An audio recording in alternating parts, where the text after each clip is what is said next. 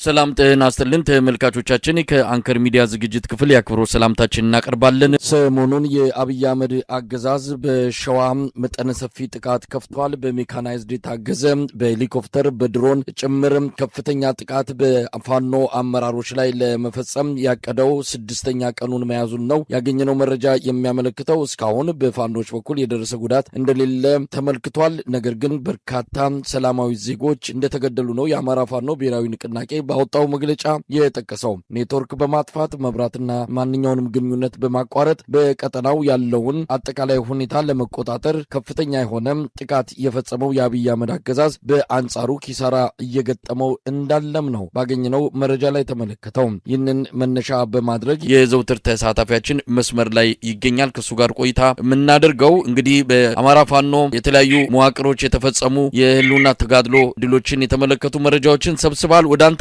ቀጥታለሁ። አመሰግናለሁ መሳይ። እንግዲህ በተለይ በዋናነት ከአማራ ክልል ከሚገኙ አራት ዋና ግዛቶች መካከል በጎንደር በጣም በበርካታ አካባቢዎች ላይ ያገዛዙ ጦር ብዙ አውደ ውጊያዎች ላይ ከፍተኛ ምት እየተመታ በበርካታ ቦታዎች ላይ ወረዳዎችን፣ ቀበሌዎችን ወይም ወታደራዊ ጠቀሜታ ያላቸውን ቦታዎችን እየለቀቀ እንደሚገኝና በዛሬው ዕለት ደግሞ ከጎንደር ከተማ በቅርብ ርቀት ከ20 እስከ 25 ኪሎ ሜትር ርቀት ላይ የሚገኙ ሁለት ከተሞችን ማለትም ወርቃ ደሞና ገደብዬ የሚባሉ ከተሞች ላይ የአማራ ፋኖ ሰሜን አማራ ቀጠና በላይ ዘለቀ ዕዝ የጎንደር የበጋሻው ክፍለ ጦር ሁለት ብርጌዶች በጋራ በተሳተፉበት አውደ ውጊያ ድል መቀዳጀታቸውንና በሁለቱ ከተሞች የነበረው ወታደራዊ ካምፕ ተደምስሶ ሰራዊቱ ከካምፑ ከመውጣቱ በተጨማሪ እነዚህን ወርቀ ደቦንና ገደብዬ የተባሉ ከተሞችን የአማራ ፋኖ ብሔራዊ ንቅናቄ ሰሜን አማራ ቀጠና በላይ ዘለቀ ዕዝ ጎንደር የበጋሻው ክፍለ ጦር ከተሞችን መቆጣጠሩን ታውቋል። ከተሞችን በተቆጣጠሩበት ሰዓት የአገዛዙ ጦር ሲሸሽ ይዟቸው ከሸሹት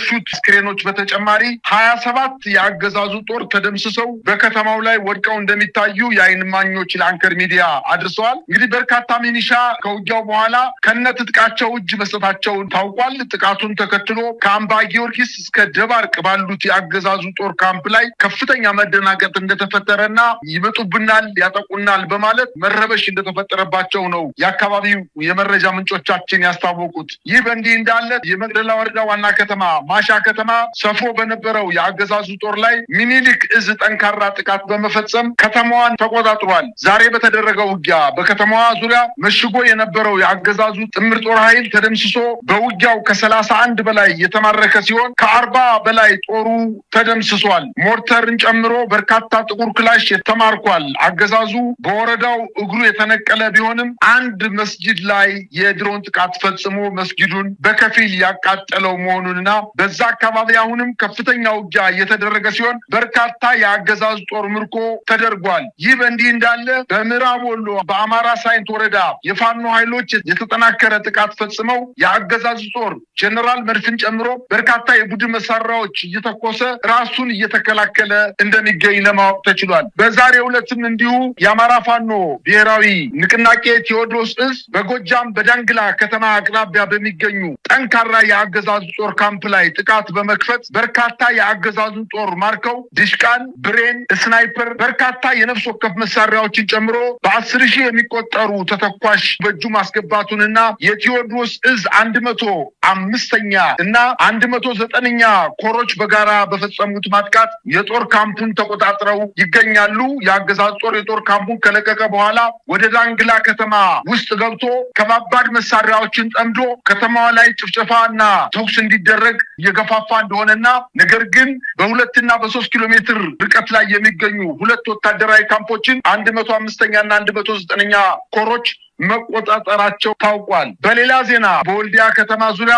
በሀብሩ ወረዳ ስሪንቃ ከተማ አቅራቢያ ሲጓዝ በነበረ የአገዛዙ ሰሜን ምስራቅ ዕዝ 46ኛ ክፍለ ጦር ጋር ከባድ ውጊያ ያደረገው ፋኖ ኃይል በተለይ በመርጦን ሞላ ጊዮርጊስ በተባሉ አካባቢዎች ላይ የፋኖ ኃይሎች በከበባ አጥቅተው ከእንቅስቃሴ እንደገቱትና በተደረገው ውጊያም በርካታ የአገዛዙ ጦር መደምሰሱንና ወደ ስሪንቃ ሲጓዝ የነበረው የአገዛዙ ጦር ጉዳት ስለደረሰበት ወደ ወልዲያ ከተማ ማፈግፈጉን ለማወቅ ተችሏል። በዚህ አካባቢ በተደጋጋሚ ጊዜ የአገዛዙ ጦር ከወልዲያ ከተማ እየተንደረደረ ወደ ተለያዩ የፋኖ ግዛቶች ላይ ለማጥቃት እንቅስቃሴ እያደረገ በርካታ ጊዜ እየተመታ የተመለሰ ሲሆን ዛሬም እንደተለመደው ስሪንቃና አካባቢውን ለመቆጣጠር እንቅስቃሴ ያደረገው የአገዛዙ 46ኛ ክፍለ ጦር ተመቶ ወደ ወልዲያ ከተማ እንዲመለስ መደረጉን ለማወቅ ተችሏል። በዚህ ምክንያትም የአገዛዙ ጦር ጉዞውን አቋርጦ ወደ ከተማ የተመለሰ መሆኑንም ለማወቅ ተችሏል።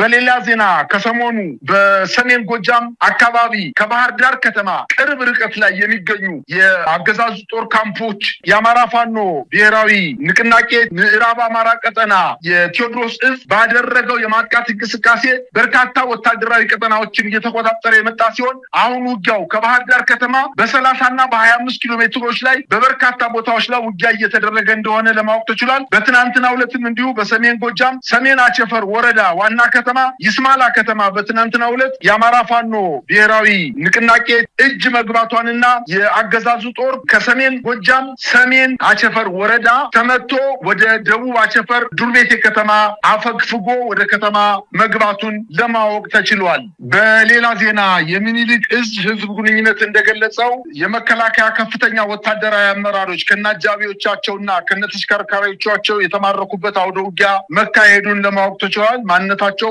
አሁን በከፍተኛ አመራሮች ደረጃ ጋዜጣዊ መግለጫ የሚሰጥበት ሆኖ በቆረጣ ከሰሜን ወሎ አካባቢ ሲንቀሳቀስ የነበረ በርካታ የአገዛዙን ከፍተኛ አመራሮች አጅቦ ሲጓዝ የነበረ የመከላከያ ሰራዊት ሙሉ በሙሉ መደምሰሱን ማምሻውን ለማወቅ ተችሏል። እንዲሁም በሮቢት ጎብዬ፣ ደሮ ግብር፣ ሐረርና ሳንቃበር በተባሉ ከፍተኛ ወታደራዊ ጠቀሜታ ባላቸው አካባቢዎች አሁንም ውጊያው የቀጠለ ሲሆን የአገዛዙ ጦር በአሁኑ ሰዓት ከባባድ መሳሪያዎችን እየተኮሰ ራሱን እየተከላከለ እንደሚገኝና በርካታ የአገዛዙ ጦር ገደል ውስጥ ገብቶ ማለቁንና በርካቶቹ ደግሞ በውጊያ እጃቸውን መስጠታቸውን ለማወቅ ተችሏል። እንዲሁም በጎንደር የራስ አሞራው ውብነህ 3ኛ ኮር የጭላ ክፍለ ጦር ከተከዜ ክፍለ ጦር ጋር በመቀናጀት ወደ ታች አርማጮ ወረዳ መሪራ ቀበሌ ላይ በመንቀሳቀስ ላይ የነበረውን የአገዛዙን ጦር በከበባ ጉዳት አድርሶበት መበተኑንና በርካታ የነፍስ ወከፍና የቡድን መሳሪያዎችን መማረኩን ለማወቅ ተችሏል። በጣም ነው የማመሰግነው። እንግዲህ እንደተለመደው በበርካታ